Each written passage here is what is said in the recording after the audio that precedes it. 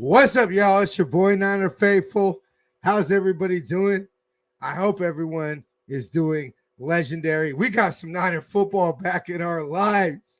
Jason and I are gonna break down the Niners Titans game and maybe get in some BA talk if there's time.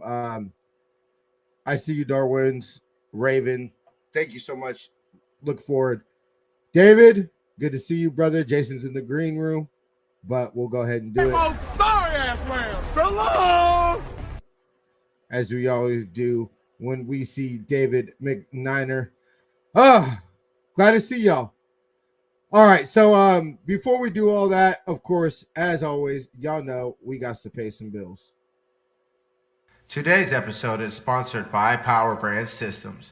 Need help getting new customers for your business? Let Power Brand Systems help you grow with their powerful tools. Visit powerbrandsystems.com/Niner Faithful Radio for more info. Follow us on social media at Niner Faithful Radio on Facebook, Instagram, Tumblr, and TikTok, and at Niner Faithful R on X. If you like our content and would like to support the show, consider leaving us a tip in our tip jar at NinerFaithfulRadio.us/tip jar. Join our exclusive membership community where you get exclusive NFR content not available anywhere else. Join our exclusive chat, 20% off of all non-sale For the Faithful by the Faithful gear, and much more. Visit portal.ninerfaithfulradio.us/login to join. Join us Friday for our NFR weekly review at 6 p.m. here on the West Coast. End your week with some drinks and laughs. All right. If y'all didn't notice, I took off the expired For the Faithful by the Faithful sale. We're going to be getting cracking on season 4 of that soon. Big shout out. What's up, Terradome? Thank you for joining us before. With that being said, ladies and gentlemen, faithful of all ages, let's get the show cracking. Rice has just set a Super Bowl record with 12 catches. He's in motion. Montana. Touchdown, John Taylor. Niner Faithful Radio, the show hosted for the faithful, by the faithful, brought to you by Power Brand Systems.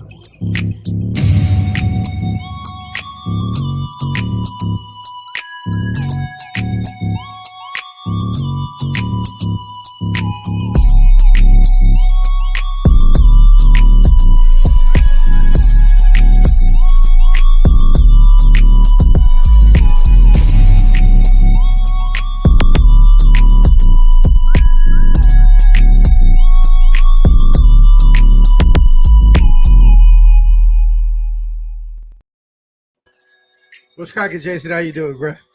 Chalofa Faithful, how's it going? You know, bro. Just dropped my headphones right before the intro ended and all that. You know, same as always.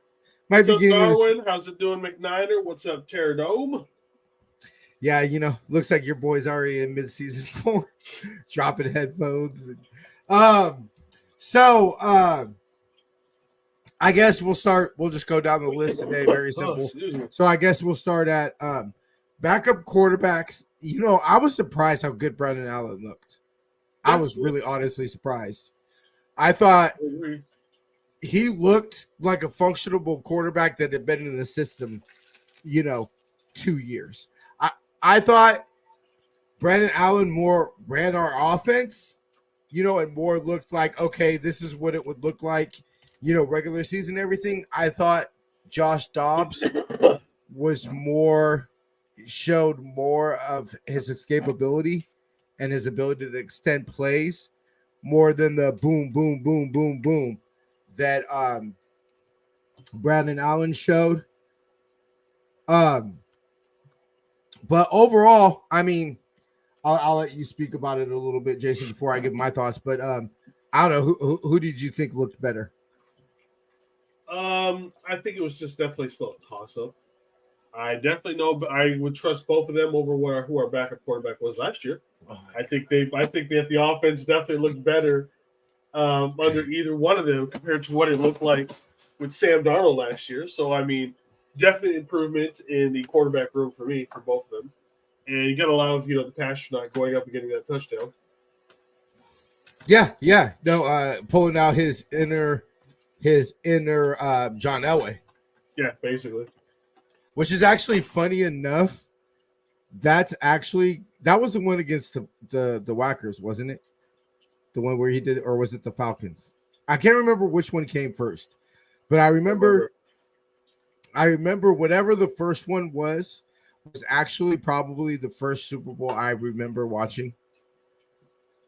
Like I said, the only thing I remember from '94 is the scene where Steve's hugging Lombardi and Jerry's shaking him and everything like that. That's all I really remember from the Super Bowl in '94.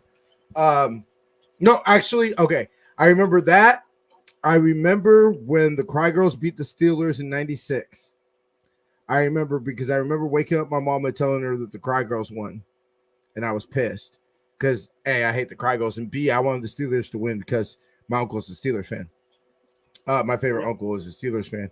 So I remember, and then the next year, I don't know if it was I believe that is the Falcons because that's the year Garrison Hurst broke his ankle. I want to say that's the year Garrison Hurst broke his. I don't know. Anyway, no, it was the Whackers. It was was it? I can't remember. Anyway, whatever year it was, he pulled out his. Receivers wise, and we're going to go ahead and get into, we're not going to bury the lead here too long, but receivers wise, besides Chris Conley, which I'm not going to say he looked like, oh God, if we trade BA, thank God we got Chris Conley. But to me, he looked like the most functional receiver. I thought, I'll let you give your opinions about it, bruh, but I don't think Ronnie, and I was going wishy-washy. I was so wishy-washy about Ronnie Bell, but honestly, I don't see a roster spot for him, bro. Unless we trade BA, I don't see a roster spot for Ronnie Bell. As far as I look with Chris Conley, I've been on that hype train for most of last season, building up to the Super Bowl and everything like that. I think I've come to the point now, if we trade BA, he slides into that number 3 role. Pretty well. I think he's earned it, and 2, he's the most natural fit for it.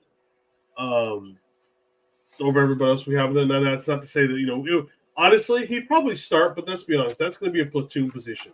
If for some reason BA is not here, that number 3 position is not just going to be like it is right now and be Juwan Jennings.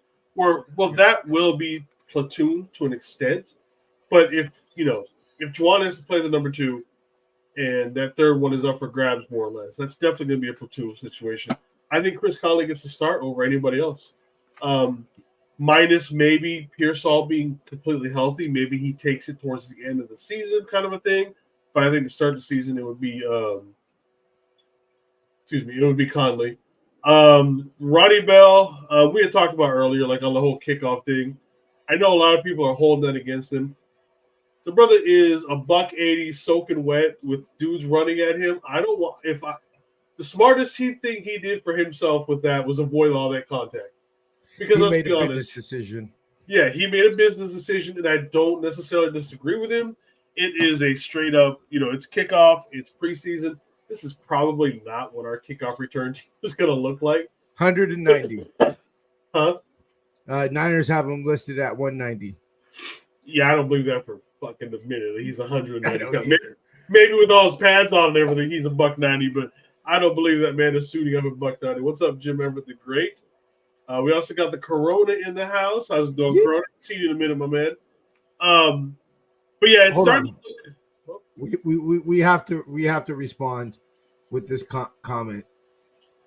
Okay, first of all, how the hell is it your house when literally y'all had to have Ticketmaster stop us from taking over that stadium? I'm sorry, bro. I can't respect that when we probably had more people at training camp than y'all had at your Super Bowl parade. I'm sorry. Okay, go ahead, Jason. Sorry. Yeah. Oh yeah, that's right. I forgot about your surgery on that, Corona. Hopefully everything went good with you on that one, brother. Yeah. I was just pulling that up right now. Hope everything. Yeah, I forgot he had said that a couple weeks back, and I forgot that he had his surgery. But hopefully everything's going, everything. But as far as receivers go, man, everything's still so much up in the air right now. Is what we're doing, And we need to see Ricky Pearsall. Well, yeah, I mean, so we'll see. Like I said, it's definitely a one-time Elvis Grbac thing.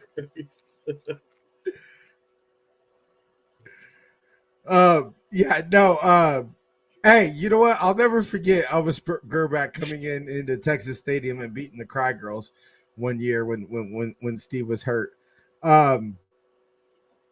So Low key, one of my favorite quarterbacks ever, just because of the name. Yeah, I'm not even gonna just. Your first name is Elvis, and then Grbac. Kind of name, like, yeah, it just sticks out. Low key, I was always rooting. Like when he went to like the Chiefs and everything else, I low key was rooting for him the whole time. Yeah, it was Yeah. So it was fighting words from Jim. I know, right? Hey, just don't say anything to McNider, bro. McNider might try to throw hands through the comments. Chat is propping as always. No, I agree with you. So getting on to our next subject, young players shine. I've been telling y'all about JP Mason. I was telling y'all all training We've been camp. singing his praises for the last 2 years. JP is, we step back of this game and we think, okay, we didn't see bruh, don't even get me started, bruh. I'll literally, so I'll never forget. I went to the game. I want to say it was his first game. I know for a fact it was his first game he started for Tampa Bay. But when we traded him to Tampa Bay, Sean Hill came back to Candlestick with the Bucks. I was actually at that game. And I'll never forget sitting in front of me. There was this dude who had his t-shirt, right? And it literally said Smith and had tape over that. It said Hill and had tape over that. It said O'Sullivan, it had tape over that. And then it said Ken Dorsey, who's the quarterback for that game and everything like that. But I literally, that image is just burned in my mind forever of just being like, dude. Like, have you ever seen the one that the Browns guys have?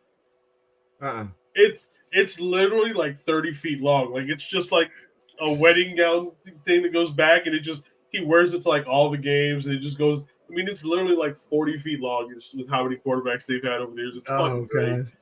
I respect that. I'm like, look, dude, you went through some shit to put this together. I respect that. Hey, you know what? So I love doing this when I go to Niner games or Niner. See, you gotta bring up 2021. Congratulations, bro. Congratulations. Cool. Catch up. Anyway, so it's I love doing this at Niner games, or this particularly was at training camp. I love to pick out people that have like those unique jerseys, right? I saw this dude, no shit. I thought I was the only person to ever have this jersey. I saw a dude with an Ahmad Plummer jersey at training camp. I like instantly walked up to him, shook his hand, and I was like, bro, like I'm all about real deal faithful. And like I don't care how you got that jersey. I can't say that you're a faithful if you got a Ahmad fucking Plummer jersey, my nigga. Like right. Straight up, bro. Like I thought I was the only person that ever had an Ahmad Plummer jersey. And the only reason I had an Ahmad Plummer jersey is my stepdad got his disability back pay from the military. And it was around Christmas time, right? So they literally just walked when they went Christmas shopping for me and my sister. They just walked in the sports store and were like, give us every Red Niner jersey. Like that. They were just like, give TJ every jersey. Like, we don't care the player. And so one of those happened to be Ahmad Plummer. But anyway, but yeah, I felt, Elijah Mitchell's hurt. Big surprise. Yeah. Put a gun to my head, and I have a feeling this is not going to how it's going to play out. But I put JP as number 2 running back. I don't see what the issue is. I know there was a whole lot of talk of, Eli being like RB2A and him being B. At the very least, JP is now 2A, I think. You know what I mean? I think he's earned that between both his improvement overall. You can see the improvement in his game in just a little bit that he played. And the fact his health is just putting him, more and more he's more valuable because he can stay on the team. We know how good Eli can be when he's healthy. When he's healthy, Elijah is an amazing back. He's got breakaway speed, all that good stuff. It's just the health. And unfortunately, that's going to be his downfall. I mean, even in the last season, we had him on limited amount of time, and he still got hurt. Yeah. So it's like, look, I love Elijah Mitchell. I love what he's done for this team. I love the stuff that he's done. He's a really cool cat, really good guy. Doesn't complain when someone else came in and basically, it seems he took his job from a mid-season kind of thing. But Rick, he's everything you want. What's up, Rick Diaz? How you doing, brother? But at some point, it's just like we have to move on. Availability is your best availability. How about this? Who do you want this more at this point? Do you want Mitchell or do you want Breida? I didn't think, and we'll get to it a little later, I didn't think Breida looked that great. No, he does. He wasn't great, but as of right now, he's got a better medical history than I get it. At least we got some film to watch of him. I get it. Yeah. At least he's only been back a week. Yeah, I'll give you that and everything like that. And it's just that running back 2 job, especially with CMC and his calf strain, which they've got to be monitoring. I mean, I would be surprised. I think he's going to be fine. He wasn't going to play much in the preseason. I think he's going to be fine. I strictly think this is the offensive player of the year. I don't, and let's be real, if he had played for us in 22 the full season, he probably would have been offensive player of the year in 22. Yeah. At least definitely in the conversation. So, he doesn't need preseason. It's the same thing I told you last year, Jason, when we asked each other on our season preview show. I asked you if, CMC was going to get to 1,000. And I said no. And I said I didn't want him to because I didn't want him to get the touches that were necessary for him to get 1,000. And that's kind of my goal for CMC this year is, that Cardinals game when he scored 4 touchdowns at home last year. That was awesome. I remember starting the MVP chant. The most I had ever seen anybody score in a touchdown was Raheem the Dream in the NFC Championship game, and that was only 3. Dope seeing somebody score damn near a Niner record of touchdowns. But as I step back and I'm seeing him hobble on the sideline in the playoffs and be essentially, don't care what anybody says, a shell of himself in the Super Bowl, I started to think back, were those last 2 touchdowns or that last touchdown to get the fourth touchdown against the Cardinals, was that really worth it? Was that really, really worth it considering where he was in the playoffs, where it seemed like every other play he was on the sideline giving himself the Theragun, on his calf and his quads. I mean, is that worth it? So CMC could score 4 touchdowns in a regular season game and we could chant MVP. That's my goal for CMC this year. And so ultimately what is going to make that possible is the level of running back 2. And so if JP, look, there is going to be a fall off because CMC is the best running back in the league. What's up, my Oos? How you doing, brother? There is going to be a drop off, but it does not look significant. And as long as I can maintain, I don't see why they don't even split carries, or do a first half, second half type of thing. JP Mason, as we like to call him, the closer. I'm definitely really excited about the running backs. All right, getting into the young players. I mean, I gotta play it, Jason. I've been waiting way too long and everything like that. Mustafa. Do it again. Dude, do it again. Knock the mayo out of Will Levis's coffee on that. For those that don't know, Will Levis eats the keto lifestyle, aka he has no sugar or anything, and the brother puts mayo in his coffee. A lot of people on keto do that because it's supposed to add some creaminess. But anyways, knock the mayo out of that man's coffee. I mean, look, when I recorded the game, and I actually just finished my rewatch, maybe like half an hour, 20 minutes before the show started. What you said, I'm going to be in a few. That's what I was doing. I had just finished it and was resetting the internet. I rewatched it, and did he have a world's greatest game? No. Yeah. I would say if I were to give a grade, C plus, B minus. So still a fine game. And what I loved is that the crackback toss, the play that killed us all day against the Lions. Tennessee ran it, and Mustafa smacked it right in the mouth. And so, what have we seen? And the thing I loved about Mustafa, and I'll let you speak after this, Jason. The thing I loved about Mustafa is the errors that he did make are just rookie mistakes. You haven't seen it. You haven't seen enough. You haven't been in enough NFL action to see the motions that they're going to throw at you and the concepts they're going to throw. Every mistake that he made either came from over aggressiveness, which I'd rather tell somebody to turn it down than to turn it up, and Always. came from the fact that he's a rookie, So I've seen what I saw in training camp, and that's what excites me the most. Jason, your thoughts? I love the fact that, like you said, he just shows aggression.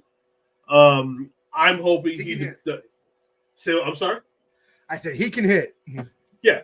I'm hoping, he develops into, the next Dante Whitner in this team. We have not had someone who can lay some lumber from the back end of this defense since him. You know what I mean? So it's just like, it doesn't have to be perfect overnight. But, like you said, the fact that, he's already showing some of those flashes, from everything I can tell from what people say, he's very coachable. So he understands, okay, these are things I definitely need to work on, blah, blah, blah. So good. Let's get back into the lab with him, start teaching him up. Okay, so let's back it off a little bit here. Like you said, I love the fact that, we can definitely tell someone to turn it down a little bit versus turning it up. It's one of the reasons why we like Demo so much. Demo came out just fighting everybody, throwing hands, trying to get, he's like, I want this spot. And it took a little while. And I'm okay if we have that same sort of progression with someone just like with Malik. If we have that same sort of progression where it's a little bit too much at first, so we've got to, bring it down a little bit, and he has to learn how to back it off a little bit, I'm completely fine with it. But yeah, it definitely looked great, and I can't wait to see more of him. Yeah. This is what I love about the first preseason game is now that we've seen, I shouldn't say where the bottom is, but we've seen something. Now we can keep now this is game 2, which I'm obviously going to be at since it's a home game. I could keep my eyes on him a little bit more and say, okay, so is he making the same mistakes, or has he learned from these mistakes? And if he's, if he shows significant improvement from week 1 to week 2 of the preseason, then that's when you might have something a little special. That's something where you start to keep your nose or keep your ears perked up a little bit. Another one that I know you and I were excited to watch, Jason, is D Winters. I felt kind of the same way. I would probably give him more of a C plus, maybe a C, than a B. There were some. It was a little bit of. I'll go back to this. I want to say it was the Cry Girls game. There was a game last year that I remember. Fred Warner flew in the backfield, and missed the tackle and maybe tackled him a couple yards down. It was only like maybe a 3-4 yard game, but it could have been like a 5-yard loss. And I remember looking at him and being like, damn, Fred, I need you to make that tackle. And I remember that first I want to say it was the Titans' first series. Mm-hmm. I want to say it was a third down. I didn't write it in my notebook, but I want to say it was a third down, and he recognized it. He was there, he recognized it and fired, and I think he overran it a little bit, and like Malik Mustafa, just a little bit too aggressive, and he missed it. And I just felt like there were several plays that you're fired up because he recognizes it. You could clearly see that the game started to slow down for him. Mm-hmm. He clearly has the athletic ability to be on an NFL field. But it was just that little bit that I'm just like, oh, bro, I need you to make that tackle. It's just that split second that you're like, oh, if you could get there a split second or take that better angle, Mhm. And so it did another player that I'm fired up to see and everything. Jason, D Winters. Like I've been posting and stuff, Winters is coming. You know, for those of you guys who watch Game of Thrones, you know what that saying is. I think by the end of the year, depending on what happens with Dre, he's probably going to be our number 2. Yeah. Because even when Dre comes back, depending on it's an Achilles, man. Yeah. We don't know how it's going to do. Money-wise and everything else, it just makes sense to just start getting Winters in the position for that role when it comes, like I said, when it comes to the money situation with the contract with Greenlaw, his injury, we don't know necessarily how it's going to look. And obviously, I don't think Devondre Campbell is going to be an answer to that. But yeah, I definitely think, we're also, you said a little bit lower of our grade versus Mustafa. We're probably also grading Winters a little bit harder simply because it's his second year. Yeah. You know what I mean? Yeah. He's got, less of a curve to go on to get that higher grade on it. But definitely, definitely want to see more. We'll see, I would love to see him versus, some longer runs with like going against another. I really would have loved to see him with the Saints this week, going against their number ones on a consistent basis over, more than what we would have got, going against our team and then what he got from the Titans on Saturday. Yeah, exactly. My bad. I totally didn't put that in the list. That's my fault. But yeah, the Niners went ahead and canceled the joint practices with the Aints. We had 23 players miss practice on last Thursday. That's what everybody, their mother showing the camp right now, man. Everybody's I remember looking at my girl and I'm saying, like, I'm not ready to say 2020 vibes. I'm not ready to go there yet. But I told my girl, I said, this is something that, everybody if we go on, we win the Super Bowl, and we're one of the healthiest teams in the NFL this year. Everybody seems to forget how injured we were in training camp. But, if this does go the way of 2020, when we literally set an NFL record for most money on injured reserve, this is things that people point to the signs and say, oh, we should have saw this in training camp. I think the thing about this is it's a lot of knee irritation, a lot of, hamstring soreness, things of that. So you know what that tells me? It's stuff they can get over. Yeah. You know what also that tells me, Jason? This is a team that's played 60 football games in 3 years. That's what this is starting to tell me. And why is it Ricky Pearsall doesn't get fucking hurt one time in 5 years in college? I don't understand. Gets drafted and has been fucking injured since literally draft day. I literally don't drafted. understand. The man has been fucking injured. I don't understand that. That's something that I mean, like I'm not gonna put this out in the atmosphere, but I ain't gonna lie, bro. That seems like a little bit of an omen. I'm not quite trying to put that in the atmosphere, but it is. From not missing anything to all of a sudden you can't keep your shit together. It's just like what did you do fucking the night that you got drafted? No idea.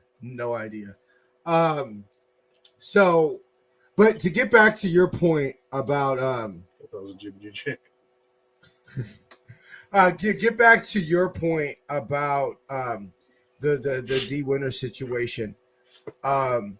He's definitely in the position where he can make Dre Greenlaw expendable. And when I said expendable, that hurts to say, man. I mean, does it? That like does it hurt as Dre Greenlaw, the individual? Yes, I love Dre. I remember when I found out he was a group home kid, I was like, bro, I love it. I remember in 2019, he was my rookie to watch. Everybody talks about the clinch on the inch play, but people don't realize if fucking that kicker doesn't miss the kicker doesn't miss the field goal. And I want to say it was the end of regulation when we played the Seahawks at home in 2019, the one we lost. People seem to forget Dre Greenlaw's pick was the one that set up that field goal. Yep. People seem to forget. So Dre Greenlaw was really about to be a superhero if we had beat the Seahawks that game. Although if we beat them week 17 probably doesn't mean as much as it did. But still, like Dre Greenlaw is a hero. I think that probably one of the biggest what ifs in Niner history is what if Dre didn't get hurt last year. Oh yeah, I think that might be one of the biggest what ifs. It's arguably number one. Yeah, I think half away from a Super Bowl championship at that point. We had Kelsey locked down, and they had no answer to it. No, none at all. None at all. And you could tell that we were affecting their spirit. I mean, what does Patrick Mahomes say? We got to match their intensity. These are the defending Super Bowl champions saying that we got to match their intensity of the Super Bowl. Well, who's the one that sets that tone? Yeah, who was the player that they were talking about? It was Dre. Exactly. It was Dre who they were talking about. He's basically, he's also our enforcer on there, kind of. He's not the old school enforcer where he's going to go out there and break somebody in half, kind of, but he will hit you hard and let you know. Yeah, Dre's definitely, look, we all know Fred's the quarterback of the defense, all that, but it's Dre is the one that breaks down the linebackers. Yep. Dre's the one that, and everybody talks about the influence that Quan Alexander had on Fred. What about, let's not forget, that was Dre's rookie year when Quan Alexander came in, So I love Dre Greenlaw. I want Dre to retire a Niner. But if we can get somebody that's younger and cheaper that can play at that level, that I'm looking forward to the day that we get a young linebacker that makes Dre Greenlaw expendable. Yeah, I mean, I look forward to that business decision. Yes, but man, that would hurt. That one would hurt. That one would definitely hurt. It would be devastating. It would, but I think that. Look, I want to take a positive spin. I want to say. I don't want to even get to fucking Kermit the Frog ass nigga. Fucking saying, Anyway, there's different levels that we won't get to on this show of why I hate Patrick Mahomes, but yeah. Anyway, no, I mean, I will disagree with you with number one. I think the number one biggest what if in Niner history is what if we gave Frank the ball in Super Bowl 47. I think that might be the biggest what if in Niner history, but fine, I'm willing to call this 1B. I'm saying you have an argument for, you know what I mean? For either one of those, you have a very fair argument for those. Yeah. Sucks about Kalia Davis. Had himself a game. And Jason, we were talking about this, and this will be our injury update. Ambry Thomas, broken forearm. Probably the last time we see him in a Niners uniform. I look, probably one of the biggest regular season games in the Shanahan era was Week 18 against the Yams. Yeah. I know that everybody's going to go to the clinch by an inch game, but let's not forget we were still in the playoffs. The clinch by an inch game was whether we were going to be wild card or number one seed. I think this was dire because if we did not win that game, there was no playoffs, and we probably feel a lot different about the Shanahan era. Because think about it, that's back-to-back years we didn't make the playoffs then. People seem to forget because we've been so dominant the last 2 years. We damn near didn't make it. Basically took Ambry's pick. It took a 17-0 comeback, a Jimmy G touchdown in under 2 minutes, and an Ambry Thomas pick in overtime for us to win that game. Yeah, but I would say not as quite as dramatic because I don't feel that he had as many opportunities. But I think that I was gonna say I think he did it on that screen as well. The one that are you talking about the one that he whiffed on Terradome? That's when I think he did it. Is when he whiffed on that tackle. I mean, I don't want to say good riddance and all that. I mean, let's be real. A man broke his forearm. And somebody who broke my forearm and still has to deal with the consequences of that, that sucks, bro. That's not fun. Especially, you know what's so weird? Because now, you can't really see it. I'll show you when I come over to Shadow, but I kind of have to like force my arm to come in some like when I'm playing guitar or when I'm doing so many. Like you'd be surprised how much you actually use your forearm, you know, and everything like that. So sucks to be him. Kalia Davis. I mean, what's up, Darwin? How you doing, baby? Welcome back, Darwin. How's it going, brother? So it's if he can have, I wonder if it's the same knee that he had the issue with his rookie year, because if he could have that type of game, you know, with the hurt knee, something that's going to require surgery. Imagine if we got him with a healthy knee. I mean, the way he split that double team, bro. I haven't seen somebody split a double team like that. A Niner D tackle split a double team like that since DJ Jones. DJ Jones, DeForest Buckner kind of thing. Yeah, DJ Jones, Defoe. Yeah, I forgot about Defoe. But yeah, definitely it sucked. We finally, you know, it's like we've been waiting to see, you know, something out of him for the last 2 years. We finally see it. We're like, oh, this is what we wanted because we still need that big body up the middle. Mm-hmm. You know, and it was kind of like, you know, it was going to be him or is it going to be Evan Anderson? Well, at this point now, it's almost going to have to be Anderson. You know what I mean? We definitely got to see some growth out of him very quickly because we're going to need him to step up in those spots now. I mean, did Anderson even play? I mean, I know he did, but that's like I don't remember seeing anything from him. I don't remember seeing anything that was of note. Yeah, I don't remember him jumping off the page or anything like that. So that not like that's not like Kalia. Kalia was having himself a game. But if he does nothing, but you know what I mean, if he just is that run stopper, the gap guy that can just hold up two guys so that everybody else is one-on-one or someone's left unblocked, and you get no stats, I will take that from somebody all day long. You know what I mean?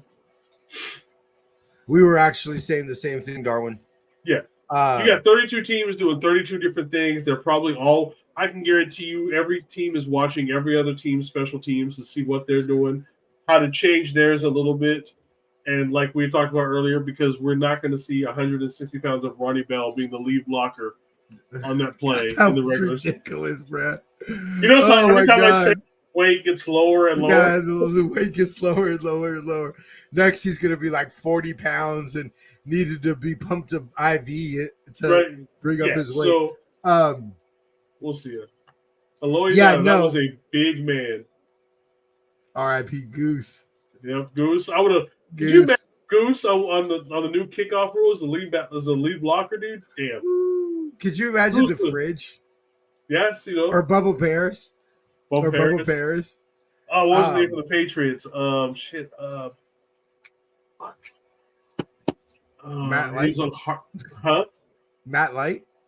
No. Oh, the defensive player. Was it Richard Seymour? No, it wasn't Seymour. No.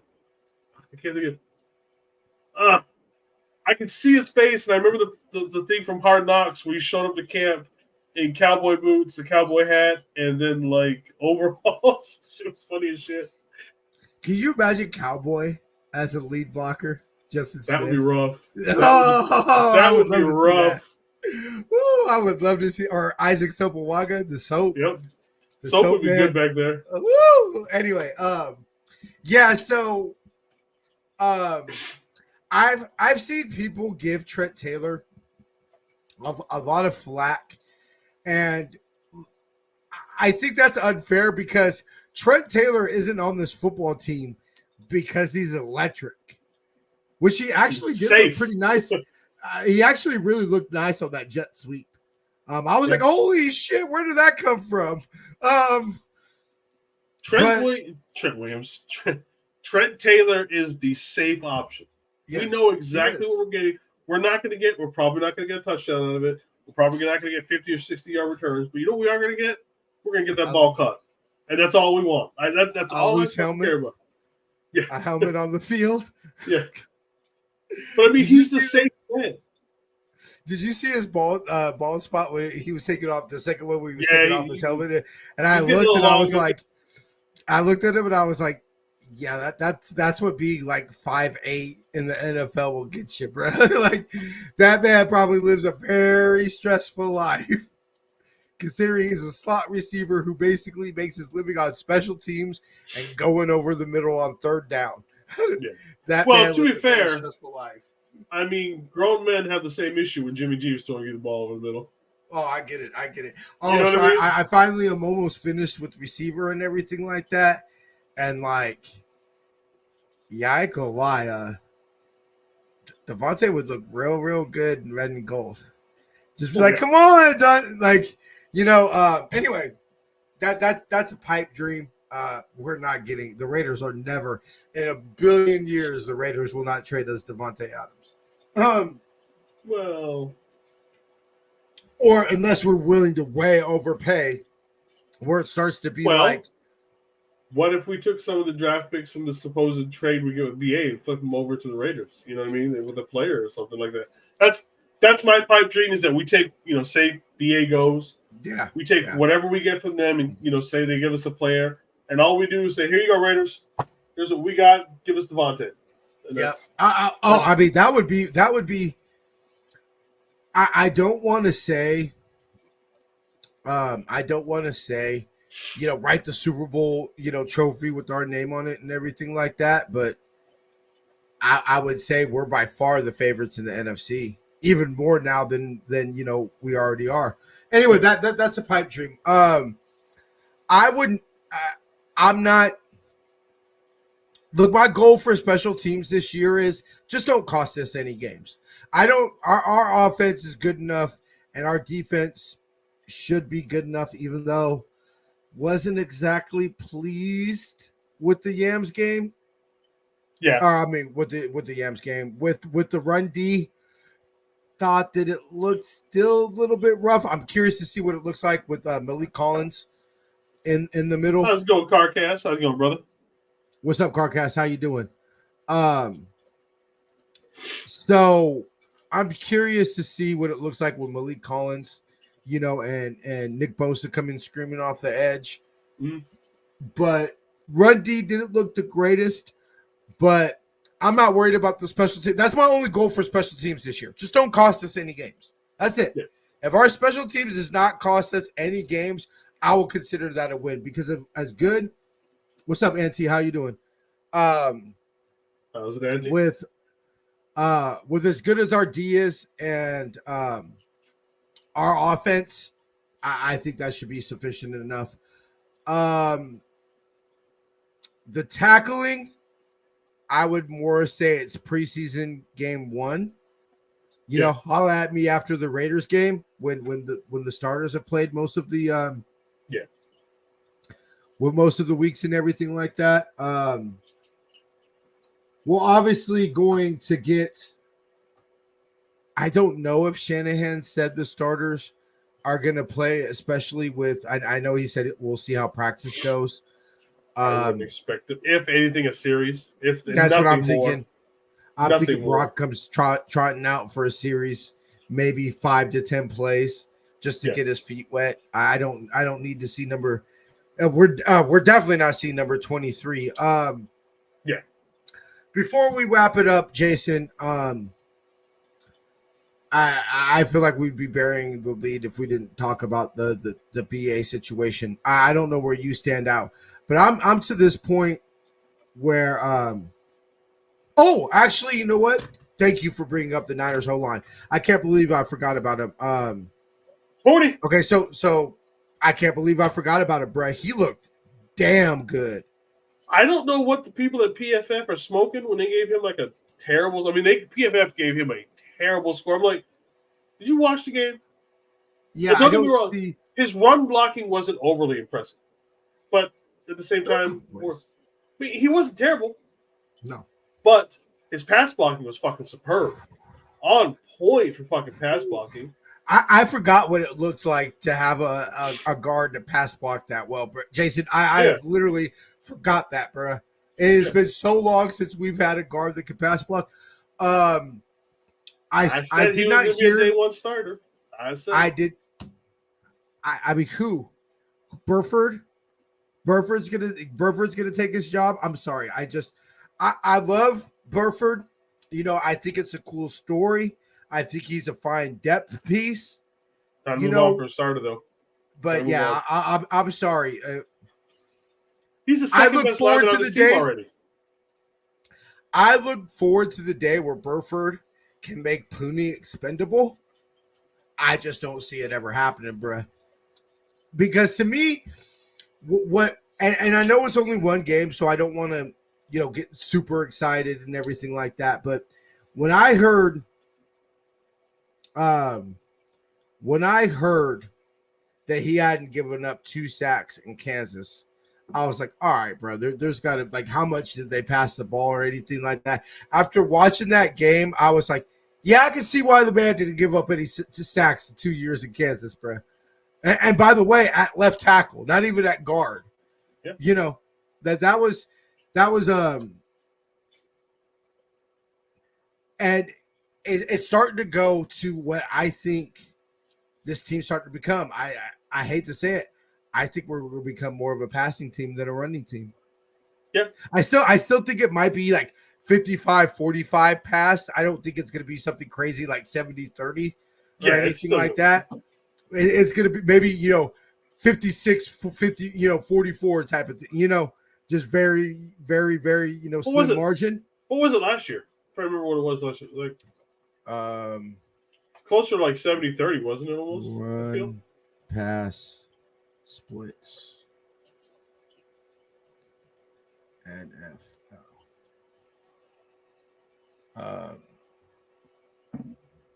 Hold on, let me see if this will give it to me.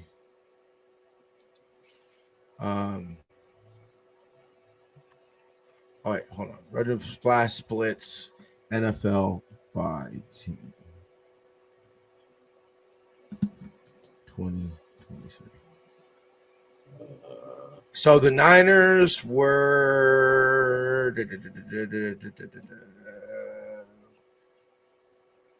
last year we were at looks like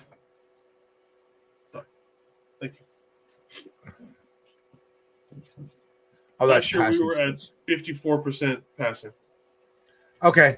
So that'd be 54, that'd be 46% run. So I could see it flipping.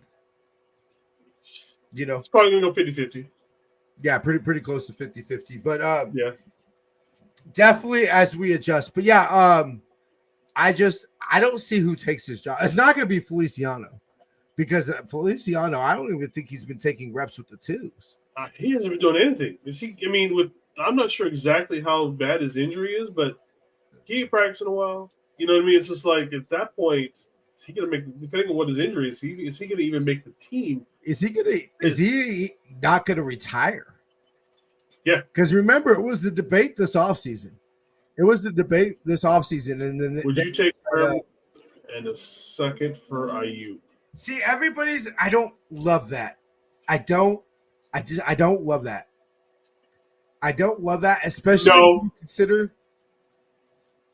especially when you consider, okay, so yeah, you're saying Fairmouth is our second receiver, the quote unquote receiver we're getting back. But Jason should already know who I'm going to ask him for. In the trade, I'm going to ask him for. You broke up. I know they're not going to give me Fatanu, but that's what I'm going to ask for. See, and got me back. I'm going to say this to Darwin. The only reason why I'm saying no to that trade right now is because I don't think that's enough to flip to get someone like Devontae Adams. Yeah, no. So, because the only way it works for me now is that one, it has to quality. You need the trade to make us just as good, if not better. That trade doesn't necessarily make us better right now, and I also don't feel like it's enough to flip it for somebody else. Yeah, who are we going to get for a second? I can't even think of anybody. So it's not that I think that that's necessarily a terrible trade. I just don't like it for what throw in another late round, and that would have been something maybe we would have done in like the off season.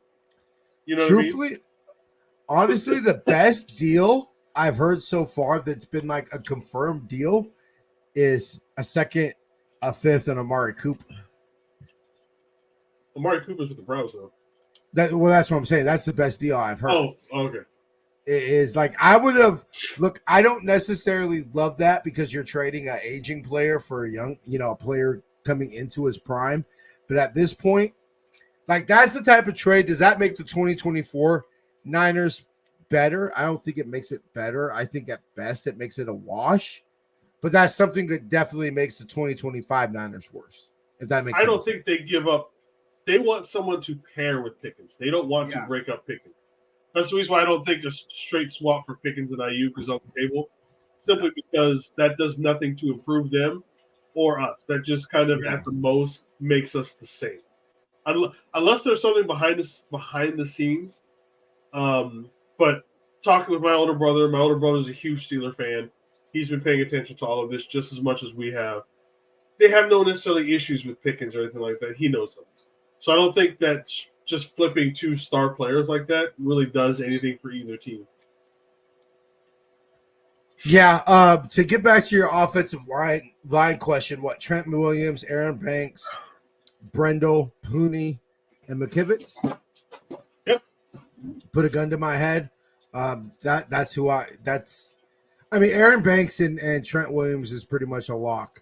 If Trent Williams doesn't come back, it's obviously Jalen Moore, which I don't have enough alcohol for me to deal with that right now, brother. Yeah, bro. No Trent, there's a bottle of mead in there. I might just fucking chug it. You know what? It's gonna be a long trip up the shit out of him. Yeah, it is, man. Yeah, bro. That game's gonna be miserable if we don't have 71 out there. Oh yeah, I also got this one. Hey, tonight, remember this. Remember this. We hate these boys. We hate these motherfuckers. Come out and smoke these boys from the first whistle. The first fucking whistle. One game. Yep. One game, 60 minutes. All you got. I fucking love y'all boys, man. I love y'all with all my heart. Let's go beat that boy ass. Let's go, sir. 1, 2, 3. I've never heard "beat they boy ass" like that. That's a new swear word on me. That was not 3 words you heard. That was 1 word. Yeah, beat the boy ass. The boy ass. Anyway, 1 word. Fucking A. All right, yeah, but we will be with y'all Friday. Jason, final thoughts? Good or bad, calm down, everybody. It's a preseason game when we had 9,000 people injured. We're signing people basically off the street to play right now. We're just trying. I'm not too worried about most of these injuries. Will be, just little nicks and pains kind of thing. Like I know we were kind of harping on Pearsall earlier. Unless for something else gets worse or whatever, I'm not worried about it. I just want to see him. Exactly. You know what I mean? But at the same time, I'm not worried about some of the injuries he has. Kind of, it's just like they're just soft tissue injuries. They'll get over them as they get old. To wrap it up on BA, I'm kind of over it right now. Just fucking do something. Do something. And again, this is not. I'm not saying that the Niners are wrong. BA's wrong. We've made it perfectly clear on this show how many times. I want BA to get every fucking penny he can. Every penny. I will not say anything to any player getting a player to get as much money as they can. I'm just saying at this point, make a decision and let's move on because we're starting to get up to the time. You know what I mean? For the regular season. The ball's in his court, brother. It's the American dream. You want to make millions of dollars on a team that is probably going to make the playoffs at 8-8, or you want to make millions of dollars on a team that has Super Bowl aspirations? Take your pick. You're going to be a millionaire, man. Just do it. And other than that, bring me Trent. Yeah. See, I just real quick, I want to get your thoughts because this is the frustrating thing about this, and I'm starting to know this. Like, look at Nick Bosa last year, right? Like, I think it was pretty clear that we were going to fold, right? I think it was pretty clear. The Niners didn't want to admit it. They were trying to stick to their guns, but all that, we're sticking to our guns and all that shit, did that really necessarily matter when you ended up caving anyway? Yeah. And that's my thing with Trent. Like that's why I'm willing to believe Josh Moore, where this is Trent just saying, hey, I'm not showing up to training camp at fucking 36. Yeah. Because to me, what are you haggling against? Hey, Jamie. What is your? What's up, Jamie? Yeah, that's what's frustrating more because everybody on the universe knows we have no other fucking options. Yeah. We have no. So what is this haggling? What's the purpose of all this? Like, that's the frustrating part about it to me, is because at this point, it's kind of starting to hurt the team. Yeah. So the only thing that I'll give the Niners props on is if the Niners say, hey, look, we're not going to have a bunch of dead money unless we want a guarantee. Let's say that he wants a 2-year extension. We want to guarantee you're going to come back for those 2 years because we're not going to basically be stuck with dead cap for a left tackle that ain't even play. That's the only thing I'll give the Niners props on, saying, look, Trent, we'll pay you whatever you want, but you're going to give us a guarantee that you're not going to retire after this year or next year, or, you're not going to essentially injury where you're just going to say, I'm done. Yeah. Well, you have to keep that in mind, knock on wood. But that's the only thing I would agree with the Niners is if Trent's not guaranteeing us anything, like, hey, you want us to guarantee your salary, but you're not going to guarantee us that you won't retire. That seems a little bullshit in my opinion. But if it's over, like, I would seriously literally slap John. Okay, no, I wouldn't. But I would pretend to slap John Lynch if he's really haggling with Trent Williams over $1 million or $2. Like, the best left tackle in football, you're going to haggle with him over $2 million. Fuck, if I was Brock, I would just say take it out of my next contract. Just because, I mean, I don't want to run for my life all season. Yeah, I was about to say, hey, Brock, the best thing for your health and well-being and that big fat contract you're going to want next year is for number 71 to be on the field. All right, brother. So we'll see you Friday. Friday, 6 p.m. Everybody, we'll definitely see you guys there. Yay! Fight for time. Tell love. One love, chat. We'll see you on Friday, bro. All right, y'all. We want to thank Jason for hopping on with us today. This was fun. I feel like we're back in our mode. We're back doing our thing that we love to do. Oh, wait. Wrong solo. Okay, so we're back doing what we love to do. Let me see. We got another comment. Jason, giving chat love. Yeah, we appreciate y'all in the chat. The chat was popping today. I felt this was a real productive red and gold conversation. All right, y'all. We shall see y'all on Friday. Same faithful time, same faithful channel. Till then, faith, love, and happiness. Please remember, the San Francisco 49ers don't always lose a game, but when we do, we're still the best team in NFL history. Stay faithful, my friends.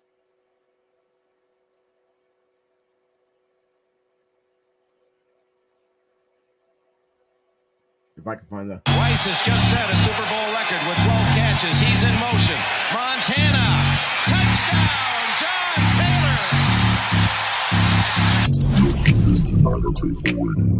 The show hosted for the faithful. 5 faithful. Brought to you by Power